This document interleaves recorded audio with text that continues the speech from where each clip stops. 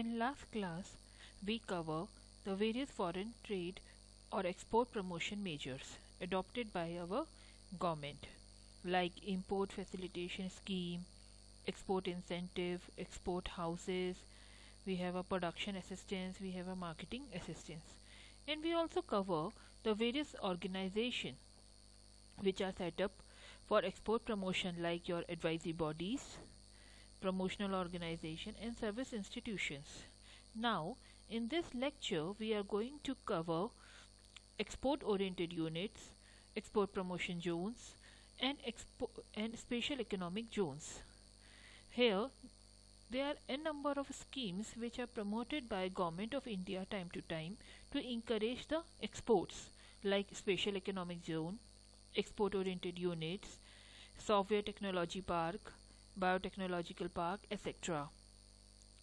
These are the schemes which are set up just to promote our exports and to facilitate our exporters.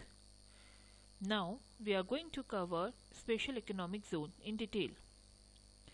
Basically special economic zone जो है आपकी एक तरीके से duty free area है, ठीक है, वे जहाँ से आप अगर एक्सपोर्ट कर रहे हैं तो आपको कोई ड्यूटी पे करने की ज़रूरत नहीं है. And this area is treated as a foreign territory for the trade operations and all, ठीक है. And in special economic zone we treat the goods as a deemed export, means we are treated them that they are already exported, ठीक है. And whatever the goods we are receiving from that zone is treated as a goods we are imported, okay.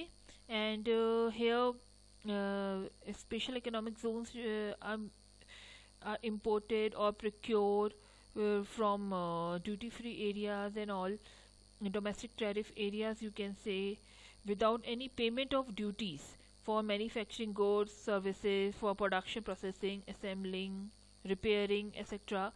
They get the goods from domestic tariff area without paying any duties or specific import charges or export charges. Basically, this SEZ are generally set up by your public, or maybe it is private, you can say, or maybe it is set up by joint sector or by state government, but it is notified by the Ministry of Commerce and Industries.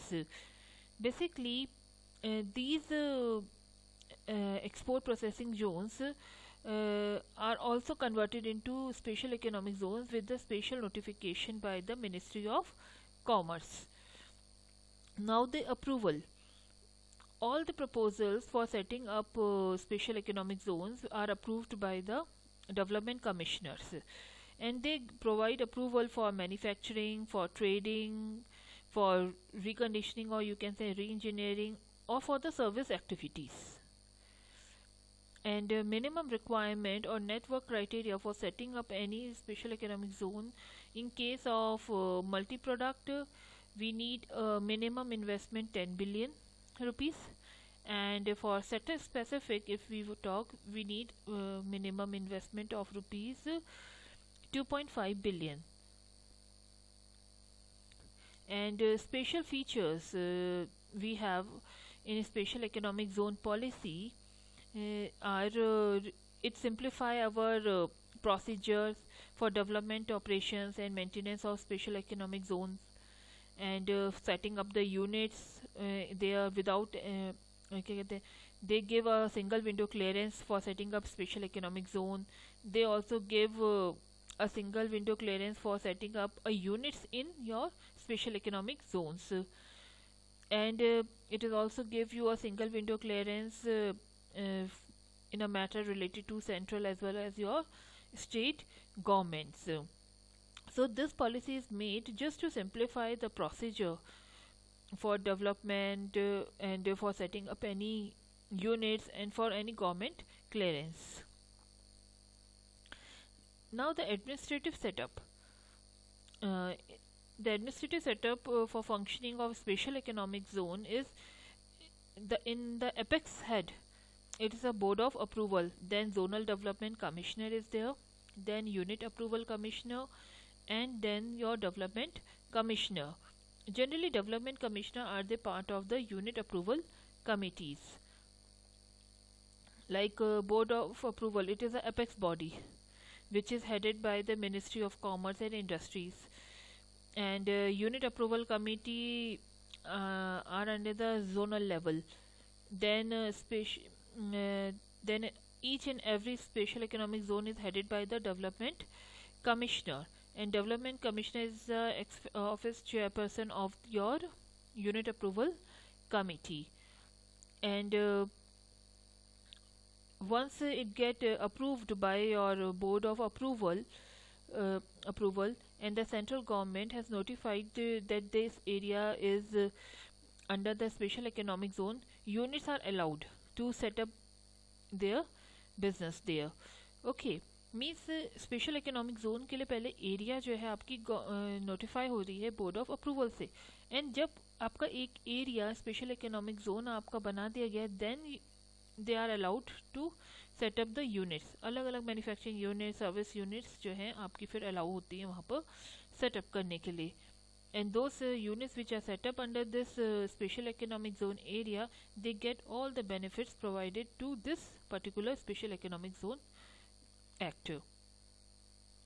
Then incentives, what type of incentive they are getting?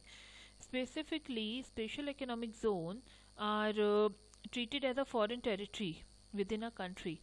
So they are specifically treated as a duty free area for the purpose of your trade operations, duties and tariffs. And also they enjoy the benefit in income tax, your custom duty, in excise duty, in your central sale tax, service tax and state level taxes. The specific incentive that they are getting is related to like your direct taxes. In direct taxes, they are getting 15-year tax holiday in a phased manner. And they get 100% exemption for first 5 years in income tax. Then in next 5 year they get a 50% exemptions, and then next 5 year they have a option of 50% of flowing back of their export profit. Then in indirect taxes, they are duty free import, procurement from domestic sources. They don't need to pay any taxes for procuring any capital goods, raw material and etc. And they also get exemption from your CST, and they also get refund for service taxes. So special economic zones get benefit in both direct and indirect tax. Then related to FEMA and FDI related, they are allowed 100% FDIs.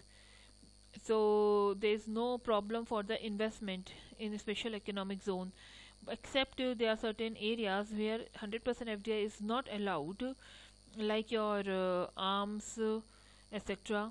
And there are sectorial norms also which is notified by the government, and they need to follow that for foreign investment. And if mostly every sector is now under automatic route, but still if there's any sector which is not come under your sectorial norms, they need approval from the board of approval for getting any FDI investment. Then SEZ unit may open, hold, maintain foreign currency account also with the A category authorized dealer banks in India, and they are also permitted to take any job work in abroad or export goods from that particular country itself. Then there are certain obligation for a special economic zone also, like they need to achieve a positive foreign exchange, net foreign exchange, and they need to submit their annual performance report to the development commissioner time to time, and they also need to follow the local laws, rules, regulation related to your pollution control, etc. And they also need to follow industrial and labor laws. It means special economic zone is although considered as a area which is outside the country, and they get all the benefits related to taxes and all, but still they need to follow all the norms, rules and regulations which are followed in particular country. Okay, now in next lecture we are going to cover the other uh, export oriented units and all. Thank you, students.